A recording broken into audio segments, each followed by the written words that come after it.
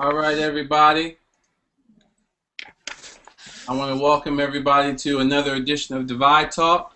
This Divide Talk is sponsored by Red Bull because it's mad late. We were going to start a little earlier, but Barack was doing his thing in the debate, and I didn't want to get in his way, and none of you showed up anyway until it was done. So, for people who are watching for the first time, my name is Navarrow Wright. I'm the creator of the Close the Divide Project.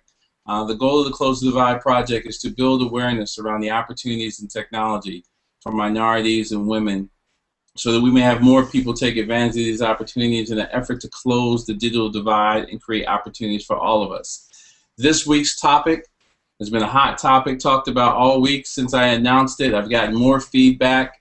Fellas, if you're watching, we are slacking because the moment I said we were going to talk about women in technology, Twitter started buzzing, people started replying, people are willing to do the chat at 11 o'clock at night, so I'm excited. This week we're going to talk about that very topic, how women are changing the world through technology and what we got to do to get more of them to do it. So before we get started, I'm going to introduce my panel. We'll go from left to right. I'll give them the screen and let them introduce themselves. Ayori, you're up first. Can she hear me? Hey, I can hear you. So my name is Ayori Selassie. I'm from Oakland, California. I'm a woman in technology. I've been in technology for the last 15 years. I started when I was 16. Started my own company, and we did a bunch of services out of Oakland. We were one of the first technology companies in Oakland, California, and also minority-owned, so that was a really great experience. Since then, I've been working at Salesforce.com doing product management for the last 5 years. I also have a startup that I founded. We do educational gaming for kids. It's called Intuitive Interactive. And I also work with a nonprofit where we help encourage underserved communities and support underserved communities in developing their entrepreneurship ecosystems, and that's called Pitch Mixer. I just recently finished a really exciting project with Hillary Clinton and the Department of State. It was called Tech Women. And just to make a quick point, the purpose of this program called Tech Women was to encourage women in Middle Eastern and Northern African nations to support their women in technology and to develop these women as leaders in those countries. And one of the big takeaways that I had from that experience was that we as African American women and African American leaders and American leaders in general need to also make sure that we're taking those same steps to encourage women in technology and leadership here in America. And that's something that we can do, like I think folks on this call, folks on this panel. So I would like to see us, talk a little bit about how we can encourage women in technology, and especially from a leadership perspective. Thank you, ma'am. Candace? All right, good evening. My name is Candace Mitchell. I'm co-founder and CEO of Texturize, which is a hair care technology company. We provide personal recommendations for women based on their lifestyle to empower them to be their best self. Started this company with my co-founder, Jess Watson, who is to my right. We started this in June of this year. My background is in computer science. I graduated from Georgia Tech May of 2011 last year. I'm also from Atlanta, Georgia. My background in technology thus far has stemmed from my passion for cosmetology. I competed in an inventors competition for the university, developing a software for women to predict the type of products that are best for their hair based on their hair type. as well as I started the first high school initiative for the College of Computing to bridge the gap for students in inner city schools in the Atlanta area to experience a university like Georgia Tech and imagine pursuing a field in computer science and engineering. So I pioneered that initiative that's ongoing now, bringing in a pipeline of students from the high school surrounding schools to start their careers with Georgia Tech. And I'm currently in a role with three other awesome women, computer scientists and chemical engineering, and our mission is to transform the industry with science and technology. So very honored, and I'm excited to be a part of this panel tonight. Great. Last but not least, Jess. Hi, I'm Jess Watson, co-founder of Texturize, and Candace gave an excellent introduction to what Texturize is. And you can go to texturize.com, that's ECHTURIZED, and find more about that. And I'm the Chief Marketing Officer. I am about to graduate from Georgia Tech, so I'm really, really excited with computer science. And it's been a great journey thus far, being so young, being able to be entrepreneurial and really taking this path. I'm from New York City, the Bronx, grew up in public school, got an opportunity to go to a private school through a scholarship, and it's just been really, really cool. I started as architecture as my first major and made that switch, and I never looked back from computing. So I'm excited to be here. Thank you. Well, I thank you guys all for being here this time of night. I'm feeling really inadequate right now after hearing those bios and backgrounds. I got to step up my game. I don't have much time left. You know, really just hearing you guys' backgrounds and hearing that you guys are involved in technology, you know, if someone was listening to this, they would think, well, hey, we don't have an issue. We have three women here who are very focused in technology, who have technology backgrounds. You know, first question out there, you know, you guys are all in technology. You've all taken that path. You've understood the opportunities that have been made available to you. Why do you think you guys are such anomalies that there aren't more women in technology? I could take that.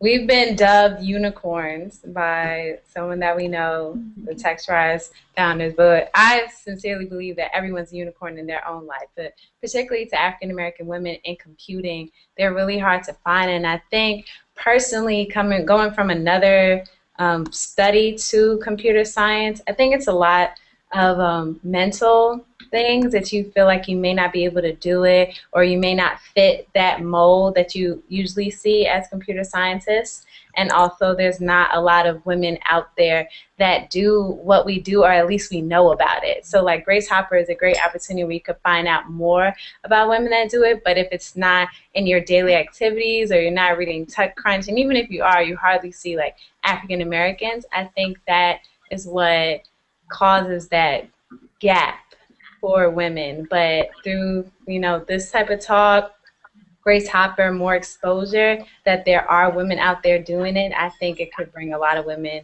into this field. Great. Anybody else? I would also like to add to that. I think especially being a woman in general, and when I was actually in school, and my initial hunch was to study computer science. My counselors in college told me not to study computer science. They told me that it would be too hard and I probably wouldn't finish. And when I talk to other women from my era and also younger women, I'm hearing that people are still being told that. So that's the first thing that I think is a really big problem, when people are not encouraging African American or women in general to pursue careers in technology. We see an upswing lately with folks saying, yeah, women, you should study technology. There's a big movement happening right now. But that just was not true when I was growing up. The other thing is women really advocating and being a role model for other women. And I can even say that I'm guilty of it myself, because although I've been in technology for 15 years, I didn't make the steps myself to mentor young women coming in. It's something that I've started doing recently when I realized that it's something that I'm capable of doing. So I would say that for women like us, we do really have to step it up and say, you know what, we're the leaders of this movement, and we have to go out and find these young girls and encourage them and assume that people aren't encouraging them. So I'm going to throw it over at Danielle. Welcome back. I'm going to give you a second to introduce yourself. Can you hear us? I can hear you. I don't know why I'm having so many technical difficulties tonight. That's all right. We're going to close the divide with your connection like we do with everything else. It's all good. So I'm going to give you a minute to introduce yourself. Everyone else had a chance to, so I want to do that. And then right after that, let you answer this first question. We have a whole panel of talented African-American women in technology. So why do you believe that there's such a shortage or such a lack of minority women, or women in general, in the technology field? But I'll let you introduce yourself first. I am Danielle Baldwin, and I am currently web manager for university relations at UNC Greensboro.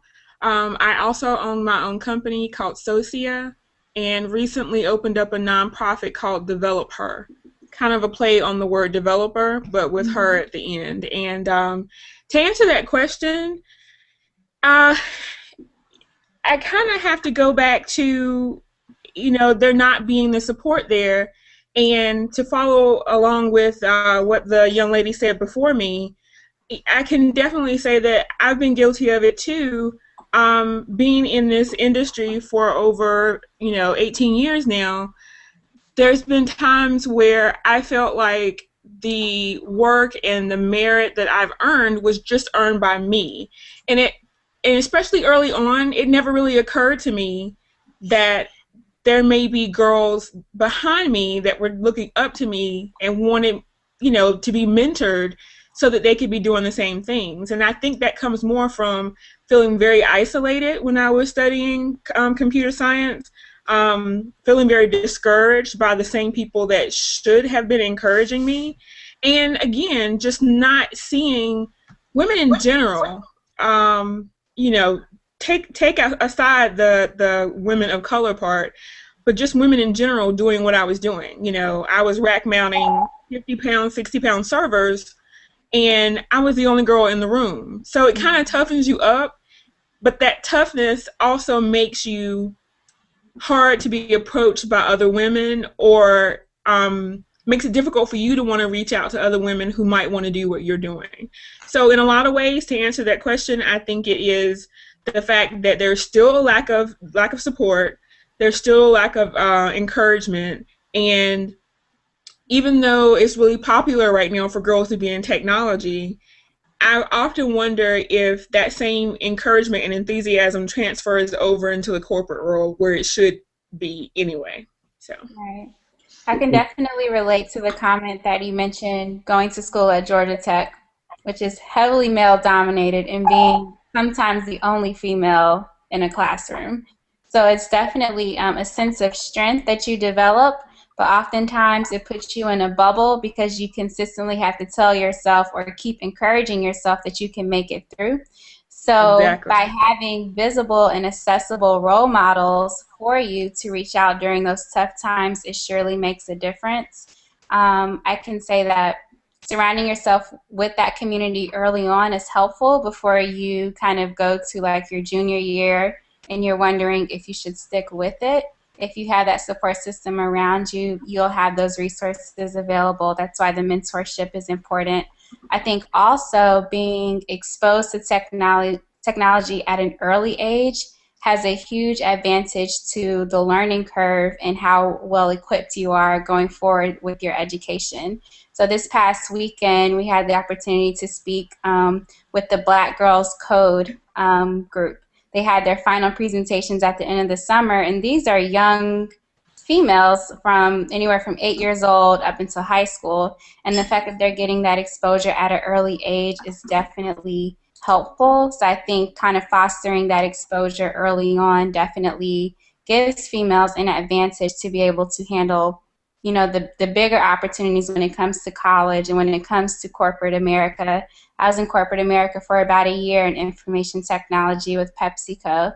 So having that knowledge and that capability and that preparation definitely gives you an advantage, and I think that's what we can work more on as females and encouraging other young women to pursue technology as well. I'll take a step back for a second. Danielle, thank you for that, your introduction. I continue to feel inadequate amongst the group of you. I got to really step up my technology game.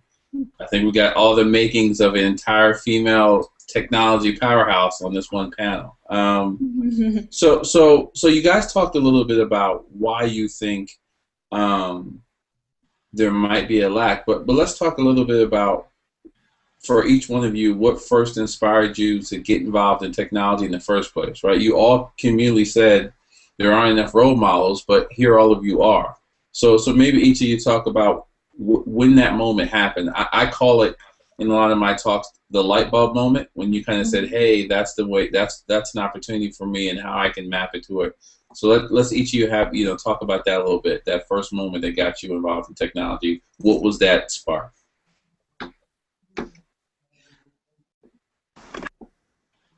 I'll start. That always happens, right? All right. Okay, am I starting? Yep, we'll go to you. So, yeah, so my mom was actually a pioneer. She was one of those folks who, way back in the day when she was a child, she dreamed of, the world being like the Jetsons before the Jetsons existed. So when I was, 7, 8, 9, 10, my mom was saying that computers are the wave of the future, and that's where all the jobs are going to be. However, my mom was not an engineer, and so she didn't have the skills to teach us that. But there was one day my brother came home and he had a computer, and he said, "Hey, you guys, look, check out this World Wide Web thing."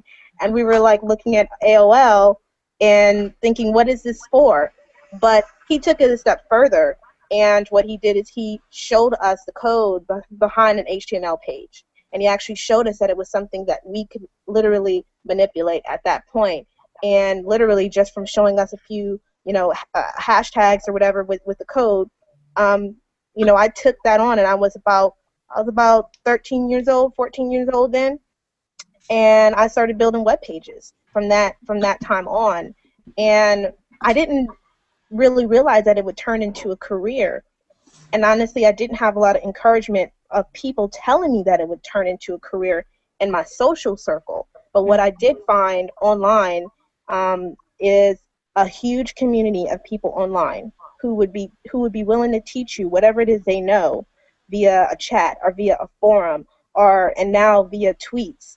And that's really where I got my biggest encouragement, because I didn't have a technology community in Oakland, California of people around me. And so I really found that on the World Wide Web. And so I encourage, folks coming up nowadays, if you don't have that community around you, find it online. And I think this is a great example of that, because we're all on different sides of the coast, and we're doing that right now.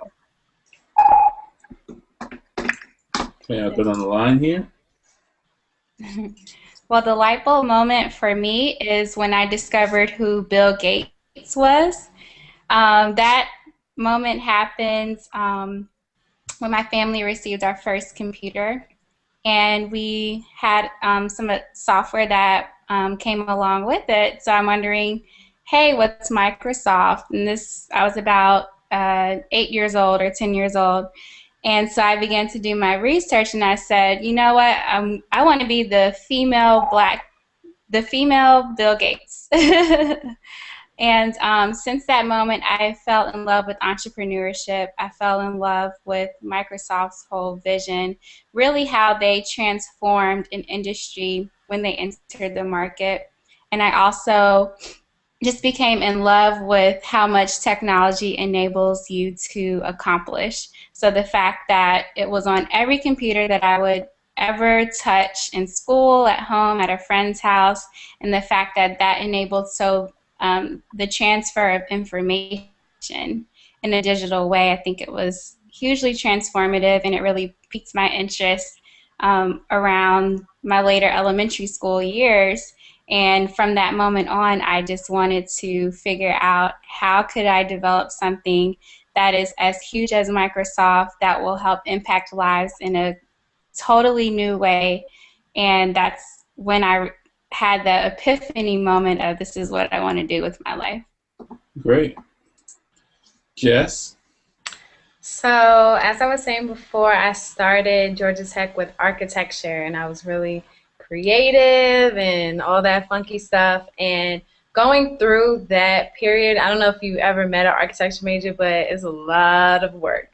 So, going through that, I really developed the time aspect and how to really grind on things, but it wasn't fast enough. The thing that I liked about computer science is that you can make your own thing without even going to school. You kind of have your own mark. In architecture, it's quote unquote an old white man's world. You have to be established, old boys club, unless you kind of know the right people. So with computer science, I really like that you can really make your mark and start quickly. So I went to that, and that was my light bulb that I knew that I could really do my own thing, because that was my biggest thing. Like, I want to be my own boss, and luckily it turned out before I even graduated. So Great. Danielle, I'm throwing it to you.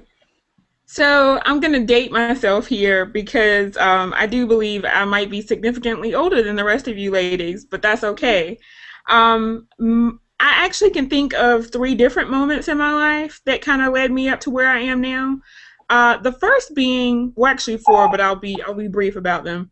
The first being, I had a mother who basically told me I could do whatever I wanted to, as I'm pretty sure the rest of the ladies did. And it wasn't, I can do whatever I want to within the confines of being a woman. It was, I can do whatever I want to, period. And as a result of hearing that from your parents over and over again, I think it kind of, you kind of say, okay, I can do whatever I want to do. You know, if I want to play football, guess what? I can play football. If I want to be president of the United States, guess what? I can do that. So that would be the first thing, just having parents that didn't put any, roadblocks in my way, and made sure that I understood clearly that my destiny really was up to me. Second being, when my mom and my grandparents got together and got me my first computer, and it was a Tandy 6400, as in kilobytes, okay? So we're not talking about when Microsoft was out and Windows, and no. I was coding in COBOL and C, not C++, but C, making music and pretty designs when I was, 9 or 10. But I was obsessed with that computer, and I played with it all night. I got in trouble for being up past my bedtime being on that computer. So that would be the second thing. It opened my eyes up to this whole new world of computers, and the possibilities of computers. Third being, I had a job where I was working on the help desk, and my boss basically realized the job was too simple for me. So he was like, if you can get all your work done in 5 hours, then the last 3 hours you can use to do whatever you want to and learn from someone else in the company. I chose to learn from the programmers. So for 3 hours a day, I got to go into the IT department and learn and sit with programmers and have them teach me what they did for a living. Going back to what my mom said, at that point I was like, this is cool. I think this is what I really want to do for a living. I need to figure out a way to do this. And I went back to school for computer science. The fourth being turning 30 and realizing that corporate America is not necessarily going to be the key to my success. And it didn't fulfill me in a lot of different ways. And finding that giving back and showing that energy and delight and inspiration to girls younger than me actually gave me a lot of excitement about my own work. All 4 of those things together kind of put me where I am now, with the excitement to teach other girls what I do and give them their own aha moments in case they didn't get it in the ways that I did. So I'm sensing a thread here that each one of you had, someone, whether it was a person in your life or someone who you came in contact with, that had that moment for you to say, hey, let me take advantage of that. When you think about, young women today, and a lot of them don't have. I mean, you know, all of you guys are still relatively young, a lot younger than me. So Danielle, I think I'm still dated as the oldest person on this panel. So, but when you think about, you know, young women today and all the things that leave impressions on them, you know, how do we attract that generation of women to these fields when they don't have that one person? You know, if you think back to yourselves when you were, you know, 10, 12, 13 years old, you know, what do you got? What are your insights on how we do that today? Can I start with that one? Absolutely. I think for the younger generations, you kind of have to relate it back to something that matters to them, which is going to be totally different from what matters to us. So if you know they already have an entrepreneurial spirit, showing them this could be the key to you making money and even possibly doing what I did, which was I made websites and paid my tuition, paid for school. You know, I made websites for groups on campus and organizations on campus, and that's how I paid for my books and my tuition for a couple of semesters. I think if you equate it to some goal they already have, and then showing them how you can involve technology into that to help them reach their goal is probably the easiest way to get people, girls or boys really, interested in technology in a way that will excite them about pursuing a career that involves technology. And I also think that we can't look at it very narrow-minded, meaning technology comes in all different forms. And so what is great and geeky and wonderful for me, which is coding, may come to someone else as design, but it's still in the realm of technology. They still have to learn and, you know, understand technology and learn how to use it. So I think also remembering that when you're reaching out and you're doing outreach in the communities and talking to girls, and just focusing more on what their goals are and how you can incorporate technology into those goals will allow them to see their own path to technology in their own way and own time. Great. Anybody else? Yeah, just to add to that, I definitely agree with her. And I mean, I came up in the era where, you know, Schoolhouse Rock was like the thing. I loved Schoolhouse Rock. And I think the media that our children are exposed to has a huge impact on them, and that we have to somehow figure out how to fix in those ideas of science and technology into the media. Sid the Science Kid is an example of a television show that teaches kids at a very young age how to be scientists. But us as African Americans, we have the lock on music. We have the lock on entertainment. And we've got to somehow figure out how to take that spin on technology and engage our kids with our culture and make technology a part of the culture, so that it doesn't matter. You could be like Sally on the street corner. Somehow your kid is going to be thinking about how to make that app on that phone. Mm-hmm. I think that's a wonderful point, and I'm actually going to kind of add to that because that's where my mind was going, is knowing how young women are influenced, and the media is a huge part of that. So how does technology become the it thing to do? We see the influence about music, entertainment, sports, what have you, but how do we go into channels where we are idolizing or praising professions in technology? I think education has the same issue with teachers, you know, having the proper perspective and respect for teachers in that field, but also I think there's a key positioning where technology is the cool thing to do. And I've seen a lot of programs that kind of tap into that, such as using computer science to develop beats for music.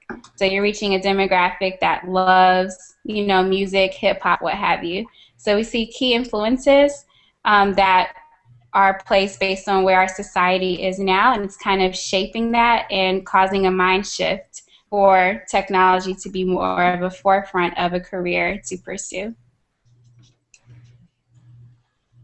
Great. Jess, anything? Any thoughts on that? They really killed that question. That's what I would say, because if you can tap into what really moves a person and you can insert something that helps them, I think that's how they would see it. Otherwise, it's something that they don't really care about, because going back to points I made before, they just don't know how it could help them, or that it could be even something of interest, specifically because they don't see people like them. So if you do become that celebrity type of person, or someone that's cool, and they can see someone else that looks like them that's in technology, I think they would really be attracted to that kind of career once they could see what it could look like. So I think you guys are all absolutely right. I firmly believe that that people are looking for something to make an impression on them. All of us, right? Mm-hmm. And I'll give you a negative example that I know, and then I'll give you a positive example. The negative example was, someone once told me a story that the show Love and Hip Hop Atlanta, for the two Atlanta girls on the panel, that one of the characters on that show wore an outfit on the show, right? And it was talked about on social media, Twitter. And then the next morning, that person was driving to work and saw a teenage girl going to high school in the exact same outfit, which means she saw the outfit, cobbled together her version as quick as possible, and went out, because that impressionable connection had been made. She saw that and said, correlated that person being on TV, and hey, maybe if I wear that outfit, I can be on TV, or maybe I'll get the same opportunities that person has. That's the impression, right? So with lack of any other input, those impressions kind of shape people where they go. So I think that's the negative, right? That's the gap we have to figure out a way to fill. On the positive side, you guys are absolutely right about visual representations, right? And that has a lot to do with part of the reason why we do these talks, because, I just spoke to a group of kids in Philadelphia about 2 weeks ago, 200 high school kids who were being taught all about science, technology, engineering, and math throughout the day, a lot of them for the first time. And I always start off my talks with saying, hey, there was a guy who was using a free meal plan, using free software, and within 5 years, he's worth more than Puffy, Jay-Z, Russell Simmons, and every other entertainer put together. And 9 times out of 10, if I'm in the room with minorities, no one knows what I'm talking about. And then I say, hey, how many of you guys have a Facebook account? And everyone raises their hand. So that's part of the disconnect, and that's the opportunity for us, because on in the same conversation, I'll show up. There was a story in Fast Company about the apprentices, and there was 5 teenage high school boys who had all built iPhone apps in their spare time, and all were making an average of $60,000 a year from their iPhone app. And I can tell you that visual representation of, hey, these kids are the same age as me and they're making $60,000 a year, gave them a visual example of, hey, now I know why I would learn this, right? And how I could take whatever I learn and build something that not only makes an economic connection for me, but an economic improvement for my entire family. You think about, I'm from Trenton, New Jersey. I think about if half of Trenton, New Jersey were to do that, how big of an impact it would have in the city. You probably could think of the same thing in the cities you guys come from. So I firmly believe that we need to figure out how we change those impressions. How do we, make you guys be less of an anomaly? So next question around, those stereotypes. Maybe you guys can talk about some of the challenges you faced as being women in technology, right? The stereotypes that are, I have, 4 women here on the panel. Why do you want to learn how to code? Why, don't you want to, 2 of you guys are focused on a hair startup. Don't you want to just talk about hair and not focus on coding? How have you guys dealt with, the stereotypes, because there aren't enough examples? You guys are all being trendsetters and trailblazers. How have you dealt with some of those challenges being women in the technology space, and what advice could you give to someone who might be watching to say, well, you know what, I kind of like technology, but I don't know if I could break through all of that. Yeah, I want to start on that one because I have a theory that is probably a little somewhat controversial. Um, I work around a majority of white guys in technology, and they're always testing each other. There's not a meeting that I've been in where a guy can stand up, make a point, and not be contested and have people say, well, one, do you even know what you're talking about? And come up with 5 or 6 reasons why they don't know what they're talking about. And that's something that we certainly face as women. And I dare to say we may even face it more just because of, the color of our skin, for one, and our gender. However, we have to be diligent to know that that's just part of the game. Folks are going to challenge you. Folks are going to make you prove yourself. And you've got to be ready to do that. And I personally use the fuel of knowing that every time I prove somebody wrong, I am proving them wrong, not just for myself, but for everyone who comes after me. Like right now, I'm the only black female in my entire department, Wow. let alone a black woman in technology. So every time I speak up and, I prove myself, I'm breaking that stereotype for those folks in the room. And so I use that as my encouragement and my support. Great. Anyone else? I like to go. I'll jump to Danielle, then I'll come back to Candace. How about that? Okay. I totally agree with her, and part of her theory kind of plays into something that I believe about. You have to beware of being, everybody's heard of angry black man and angry black woman, but you also have to be aware of not being angry black geeky woman, which is on a whole different level for a lot of people, especially if you're in an environment where you're a double minority. You're the only woman and the only black person. So, without really bringing race into this, I still think that you've got to come correct regardless. Because what happens is each time you prove to them that not only can you do what they do, but you can probably do it a little bit better, if not just at their skill level, it changes something in their minds.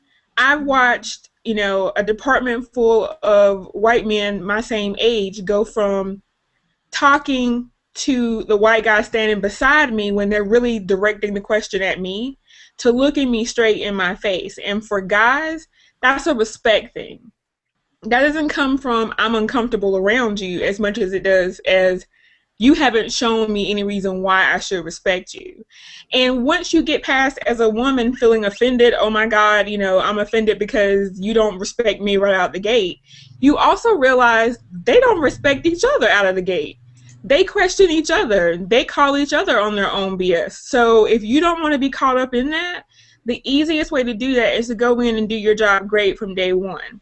I know that sounds like I'm being tough, but coming down the line of where I did, you kind of had to walk in with that mentality or they would eat you for breakfast. Seriously.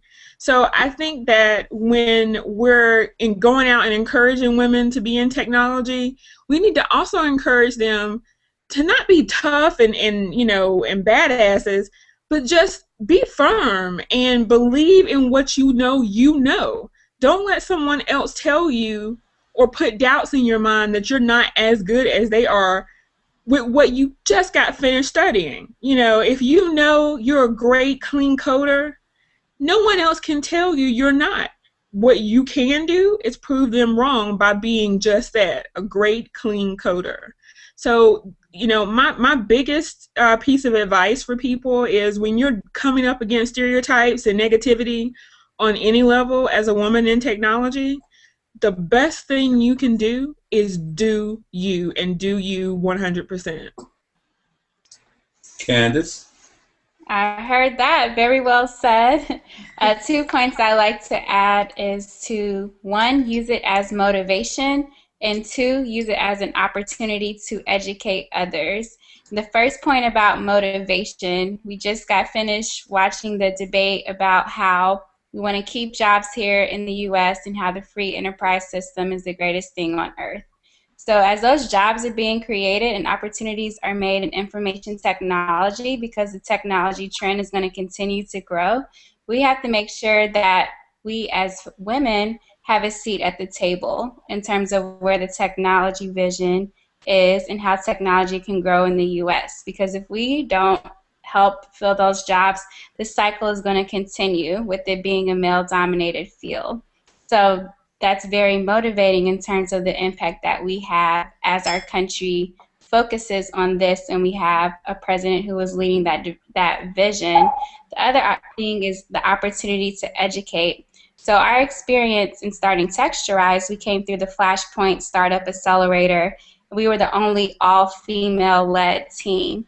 And the fact that we were able to persevere and be successful through that accelerator was an opportunity to educate everyone who attended our presentations, our workshops, to see that women can do this and do this well.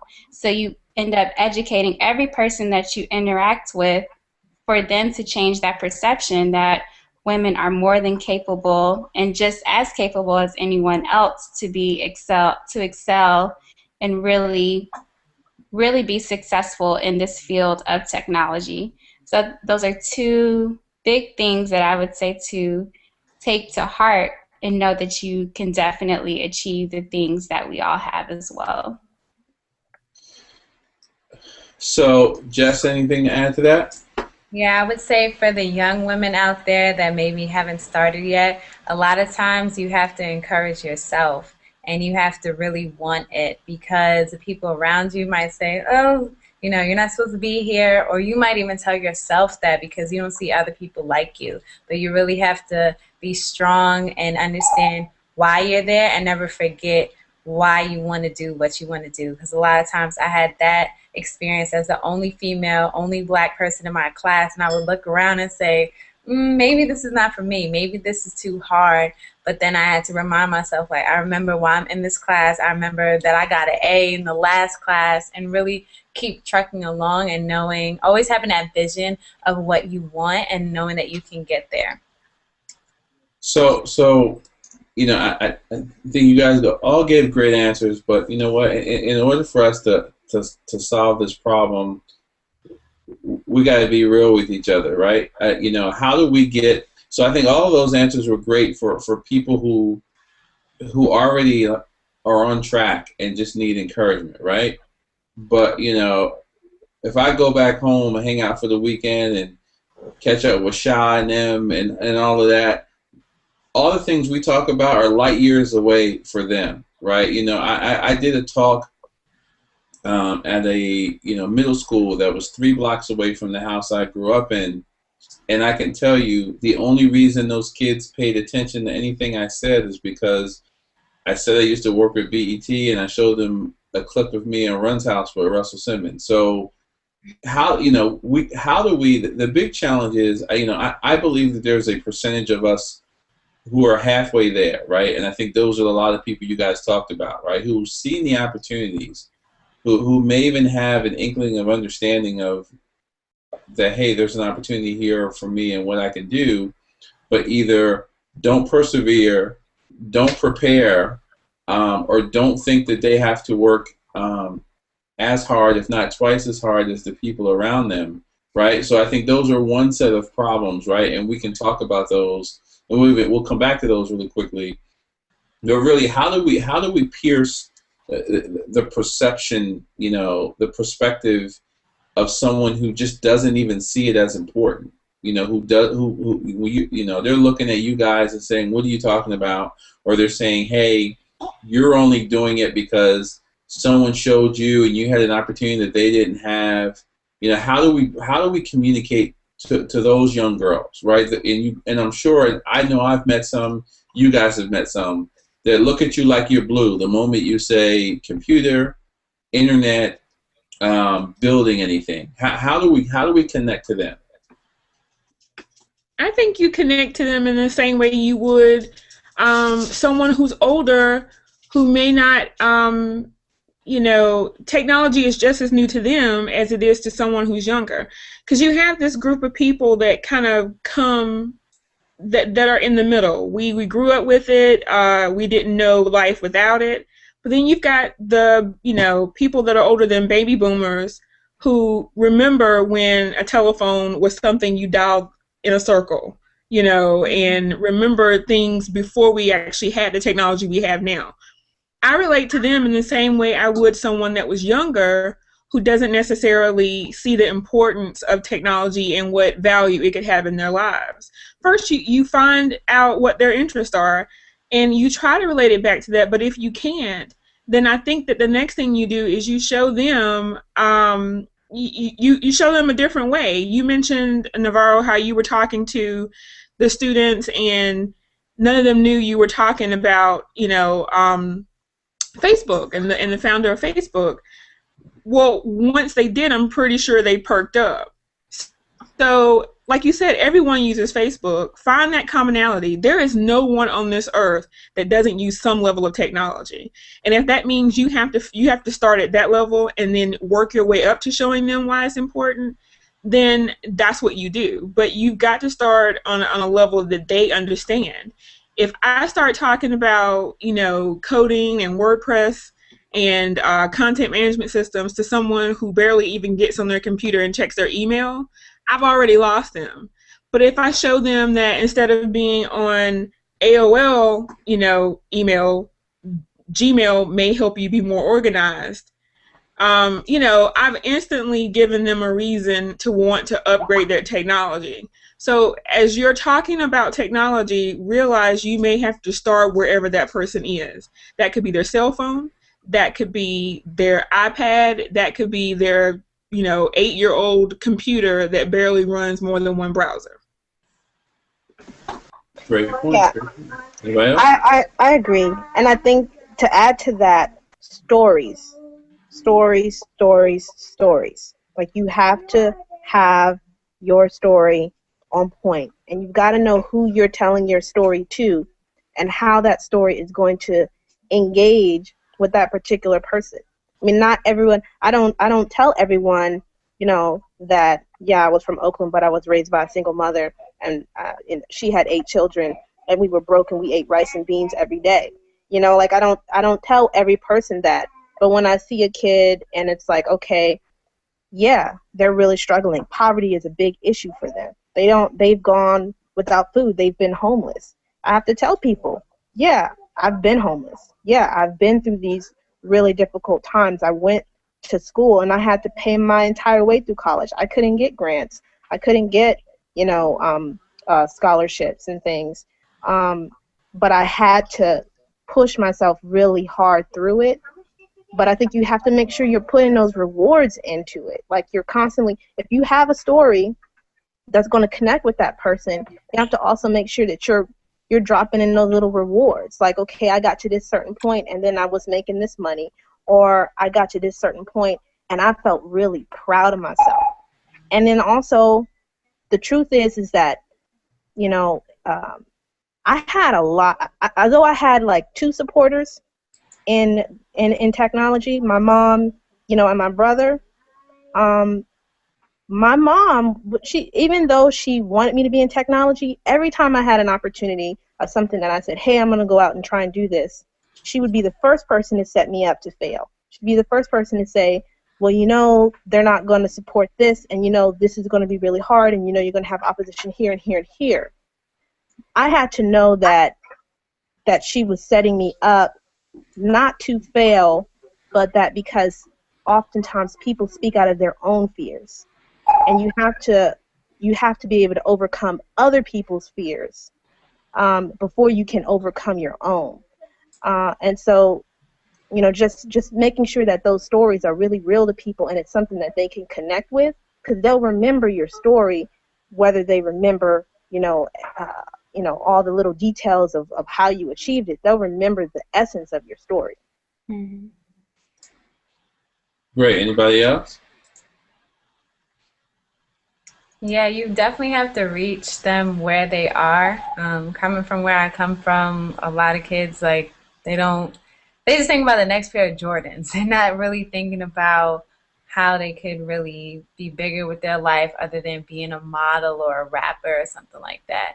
But when you really ask them, okay, what do you use every day? Your cell phone, your iPod, an app, like what would make this better? And when you give them the power that they can control something in their life, I think that really makes them like, wake up and say, wow, I can do something right now. And I think when you take it down to their level and where they are in their life, I think you're able to really change the game and really open their eyes to different things because it's things that they do every day, but they're not thinking that they can control it. So I think when you give them something like that, they're really empowered and able to act on that.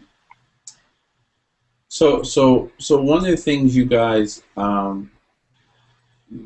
touched on a little bit in that was, um,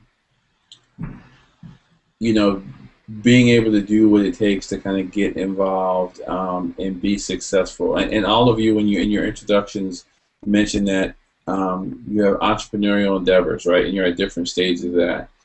You know, I was part of mentoring a program that was featured on CNN that had a bunch of African American entrepreneurs that went to Silicon Valley, and the segment I was on was showing me kind of being pretty straightforward and tough on that group because I didn't feel that they were prepared for the opportunity. Um, I believe that, and Ayora, you may be even to speak to this a lot because you're at Salesforce and it's a value-driven company.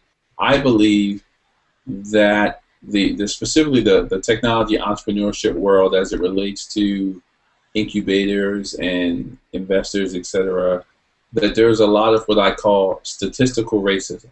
And what I mean by that is that if you spoke to any of the people who were in these organizations, they would very easily say to you, hey, we take anybody with the skill and has a great idea and shows traction, etc.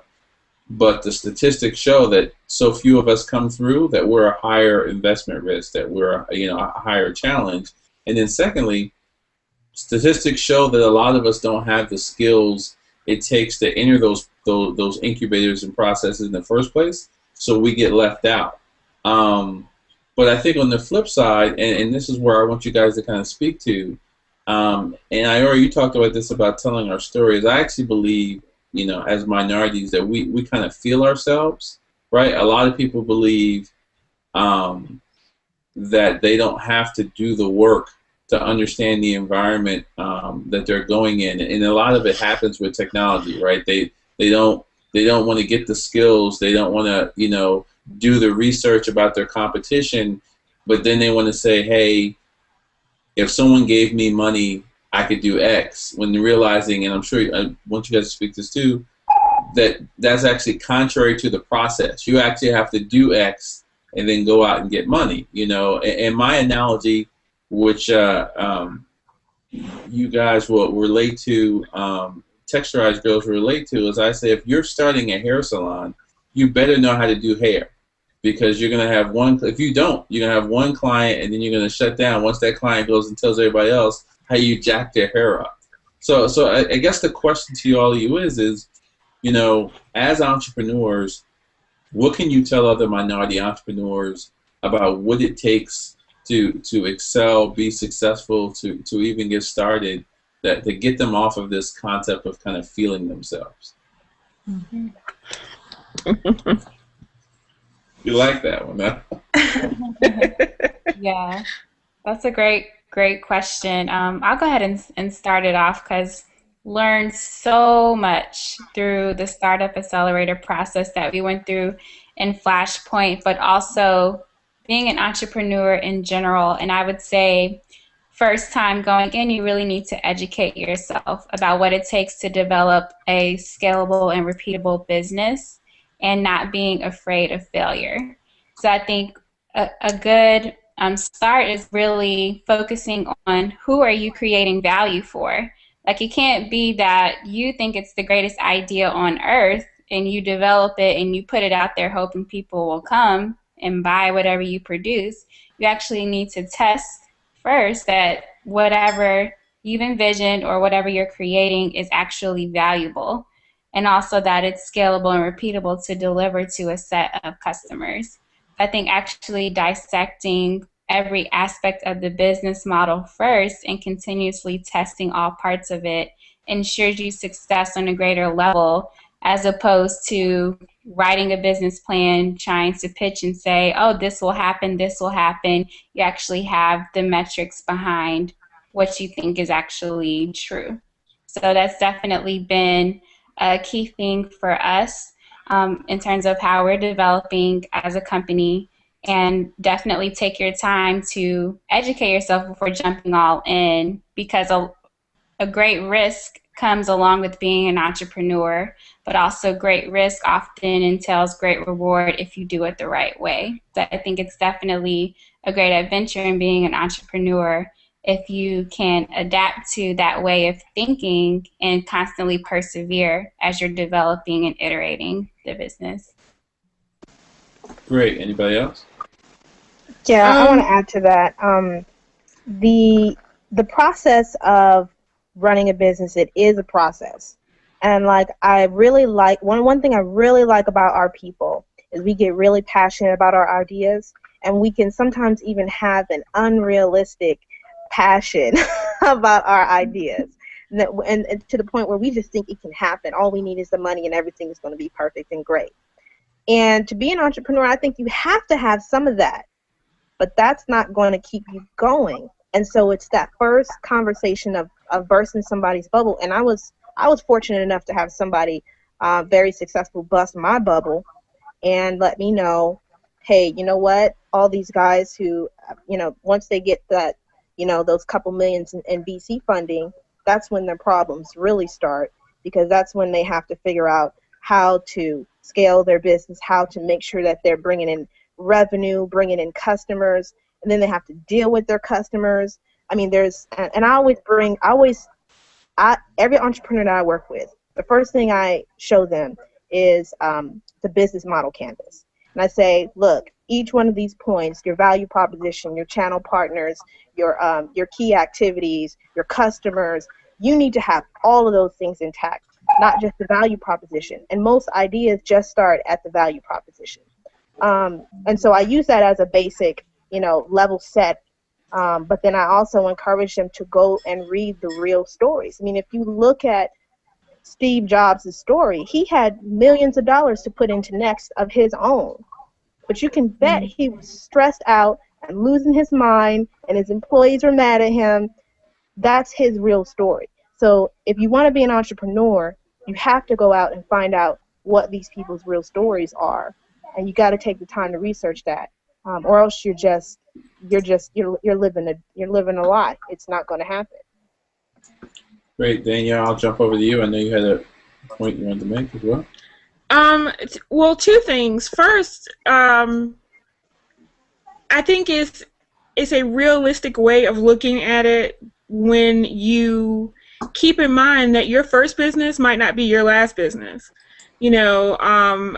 I've done what I do on some level for over 15 years, but the company that I have currently is not my first company. It's actually my third company. So when you come up with an idea that you think works and you're passionate about it, it may not always be where you end up in the long run. So I think along with being passionate about your ideas, you also have to be realistic about your ideas. And I'm not saying let other people discourage you or talk you out of doing what you want to do. I'm just saying know what you're capable of and know your limitations, and also know the limitations of your ideas. Certain ideas are not meant to last forever. They're meant to be here, do what they need to do for you and others, and maybe dissolve or evolve into something totally different. So that's the first thing. Second thing would be whether you're looking into going into business on your own or with a group of people, or just looking for other resources and ways to grow your own knowledge. it never hurts to have a mentor that's already done what you're trying to do on some level. And that doesn't mean you've got to find someone in technology doing exactly what you're doing. It means more along the lines of find someone who's already been where you are and be humble enough and open enough to allow them to share their experience with you so that you may hopefully not fall into some of the pitfalls that they did, or you're able to avoid some of the negative things that they may have encountered along their way to their success. You know, again, as I said, I believe I'm a little bit older than the other ladies on the panel, but I even still look for mentors in certain sections and areas of my life. If I feel like my company's at a point where I don't think that I can grow it any further, or I'm having growing pains, as I did at one point in time in the past, you know, I looked for other people that could help me over those humps and those hard times, not just by giving me advice, but also by listening to what I had to say and helping me change my mind or my perspective on certain things. So, one, find a mentor that can help you further what you're trying to do, and also realize and have some type of realistic idea of what your ideas are and how far they can go. Great. So I want to get to, as we round out the hour. We've talked about entrepreneurship. We've talked about the opportunities. Maybe closing out and talking about each other as as people, as minorities, as women. What can we do to support each other? I believe one of my many thoughts, one of my other beliefs is that we suffer from the one slot syndrome. And we basically believe that if you're in a slot of success, that's the only slot that is available. So the only way I can be successful is knocking you out of that slot. Give me your thoughts on how women can be more supportive of each other when you're in places such as yourselves or starting businesses, being more supportive of people who are already successful in business. What are your thoughts around how we can create a support network for women in technology? I could start. I think that we can definitely be more supportive if we look at each other's strengths and how we could complement each other and how we can learn from one another and even work together. Because a lot of times, each person, they have their own value that they bring to the table, and it's not the same. So if you understand that everyone is unique and that they bring something different to the table, then I think that diversity, even amongst ourselves, can really allow for a collaborative and supportive community instead of it being like a one slot kind of crab mentality type of thing. I would agree. I think that one of the things that excites me about this whole women in technology movement that seems to be happening right now is I'm discovering and being inspired by and excited by other women that are in different places in this, progression, and some ahead of me, some behind me, and I still find that if you gather us all in a room, the majority of us are going to be inspired by each other versus trying to compete with each other. That competition's always going to be there, but you got to know the difference between, there's a time to be competitive and there's a time to be inspired and open to collaboration, which could also bring you a whole different level of success. So along with being open to those opportunities, I think that we should also keep in mind, it isn't really that one slot thing going on. We all can contribute different things on different levels. I love to find coders that are 10 times better than me because all they do is make me want to work harder at what I'm doing.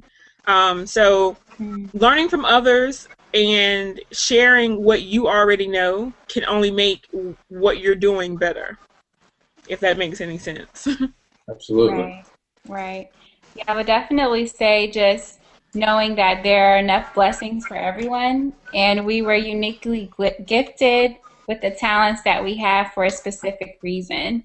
So there's no reason you should kind of think about how your spot can be taken or who's coming after you, what have you. I think the better way to look at it is, how can I give a helping hand to another woman who is as awesome as I am?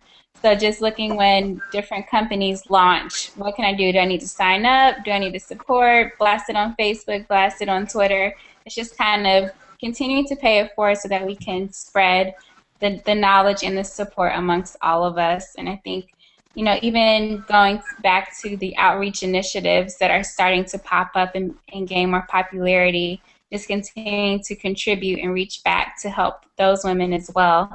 I think there's a key ways that we can support each other and how we can kind of like spread the talent and the resources, and instead of looking at it from a competitive perspective, just knowing that our influence is growing, and the more I can help someone else, the better it will be for the next woman.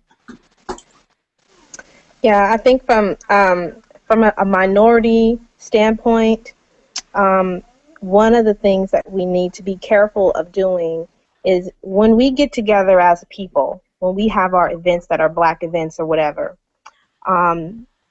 we have to remember that there's a world outside of that network. And for every person that we bring into that network, into that Black network, we need to be introducing to people from within that network to good people outside of that network. Because we can't grow if we're just stuck in our little barrel. There's a whole world outside there. And some of my greatest mentors have been white men or white women. I'd say the ones who have been, really impactful to me. I've also had African Americans who were really impactful to me, but there were white men and white women who also helped me and inspired me, who I learned from really important lessons.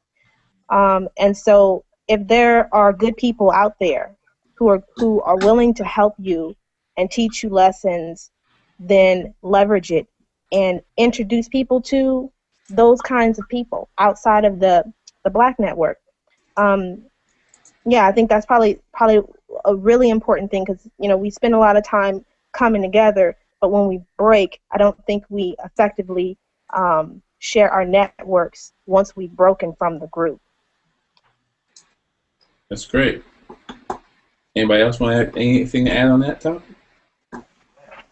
Cool. So I have a question. So for you guys, one of the reasons I wanted to definitely talk about women in technology is because I believe the more women who get involved in technology, who start companies and create businesses, will drag us men along, right? Because as you guys know, Ayori can speak to it. Candace can speak to it from Georgia Tech. You guys can all speak to it, that currently the technology field is dominated by white males and Asian males. What's not, African American males and Hispanic males aren't in there at the same level. And you guys know, when you guys lead us, we'll follow, right? And I think it's important for you guys to be leaders. So, and the other thing I believe is that, part of the challenge we have is the breakdown of the family, right? That we're in the midst of a generation where a lot of men, unfortunately, weren't raised by men.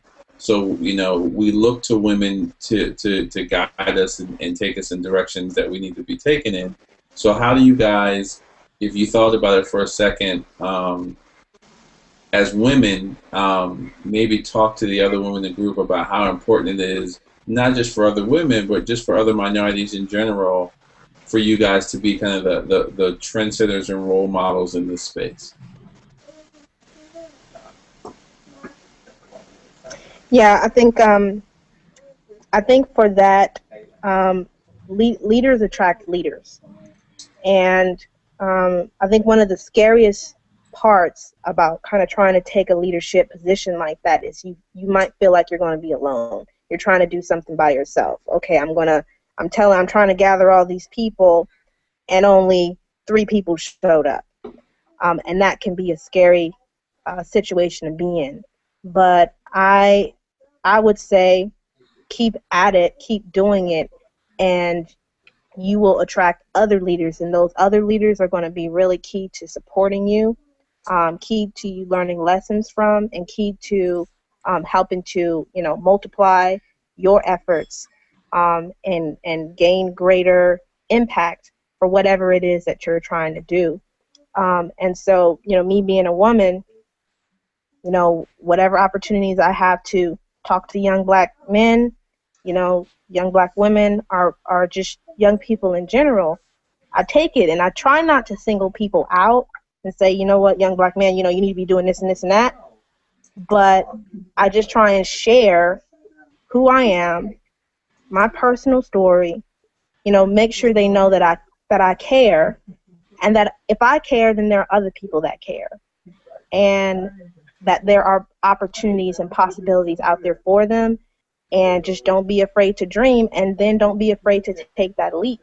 Ask for help, reach out, because if I'm here to support you, you know, you can be sure that I can find someone else who's also willing to support you. Mm-hmm.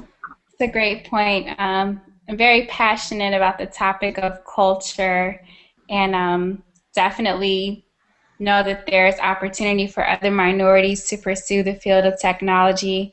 I do acknowledge that I feel from a male perspective, there are different pressures that they face that we may not particularly face as women in terms of perception in society, what they feel that they should attain to based off of what's portrayed on TV and music, etc., as well as being providers in the home and knowing that family structure is very key in terms of the cultural issues that we are facing. However, I do strongly believe that technology is an outlet in terms of creating value for others, and also really just channeling passions that they have in a way that they've never done before. And as females, I do think that we do serve a leadership roles in being an attractive force. So something that was always referred to me like in college is, you know, if other males see you always in the library and they want to spend time and get to know you or want to excel in their class, you say, let's meet in the library, let's focus on school, education, and things of that nature. So I think continuing to have that as a priority and as a standard, it's often a light bulb like, hey, this is something that I can do as well. So I think that it's definitely an ongoing topic and an ongoing issue, but I think that there's definitely a huge value that we as women could position ourselves in terms of leading other minorities in this field. Great. Anybody else? Well, I want to first take the time to thank you guys for spending this late hour with me to talk about these topics. My goal, as always, is that we connected to the people that are watching. I want to give you guys each a chance to kind of give a closing remark, maybe let people know where they can follow you on Twitter, let them know the URLs of your businesses, and also let them know that you've taken part in your part to close the divide. So I'll start right to left with Danielle. Okay. Again, my name is Danielle Baldwin. You can find me on Twitter under several different IDs, but we'll go with LD Baldwin or Develop Her. So develop and HER at the end.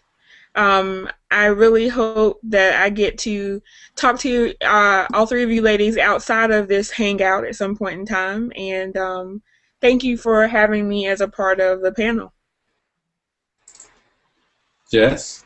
So I'm Jess Watson, and I'm a co-founder of Texturize, and Texturize is a hair care technology company, and that's tech like technology, and Texturize, TECHTURIZED. You can find us on Twitter, Instagram, Pinterest, Tumblr, and you can go to our website, texturize.com. And as Jess just mentioned, you can find me at Texturize as well. My personal email is Candace, Candace, at texturize.com. And if you're viewing and you would like further advice, support, any way that I can be of help to you, I'm definitely willing. So please contact me and look out for more from Texturize. Great. Aori? So there are a couple of communities that I would want to recommend to women in technology, especially Black women in technology. The first one is the Black Women in Computing group. It's on Twitter, BWI Computing, and we also have a Facebook group, Black Women in Computing. Free to join, subscribe, a great network of women there who are just waiting to help you however they can. And that group is a part of the Anita Borg Institute, which Anita Borg and the Grace Hopper Foundation, they're kind of like the spearheads for that, and that is a much larger community of women in technology that I highly recommend for people to engage with for opportunities around scholarships, internships, mentorship, and all of those things of that like. I'd also want to plug a really amazing group, Black Founders. So if you're interested in entrepreneurship, definitely reach out to Black Founders. They're a great group of people who are just waiting to help you. And check us out, Pitch Mixer, if you're in the Bay Area, East Bay. And also we have some Facebook groups, Building While Brown. We have a East Coast division and a West Coast division. So if you can't find any of those groups, just reach out to me at Ayori, and I'm happy to direct you and support you. Great. Well, ladies, I want to first say I'm humbled and blessed that you guys took the time at this late hour to have this dialogue with me. You know, one of the goals of this program is to make the world more aware of people such as yourselves who are taking advantage of the technology opportunities. So I definitely appreciate it. I know your time is valuable. I appreciate you spending it with me. I want to give a shout out to some of the people online who are following us on Twitter. To Keisha at Tech Girl Tweets, to Shauna Stewart at Shauna Reporter, at Michelle Kamen at whatittakes.org, and to Black Girls Code at blackgirlscode.com, and to Lisa Marbury, and to all the other people who took the time to come after the debate and have this conversation. My hope is that this conversation gives you food to connect to other young girls, other young boys, women who are looking to get into this space, that we've given you kind of the fuel to start that conversation so that they can see like-minded faces. All of you have now become part of the 10,000, and you're helping me to close the divide. I encourage you to sign up at closethedivide4.me to get continue updates. Let you know that Divide Talks are every other Tuesday night at 9:30. If you have a topic you want us to discuss, feel free to tweet me at Navarrow Wright. Or send me responses when I send out the invites. And then lastly, I'll be on the intersection with Jeff Johnson and Mario Armstrong on Sunday at bliss.fm at 5 p.m. And I just want to thank you guys and appreciate it for hanging out. We'll have a great night. Thank you guys. I appreciate it. Thank you. Thank you. Yep. Be blessed. Have a good night. You too. Bye-bye. Bye. Bye.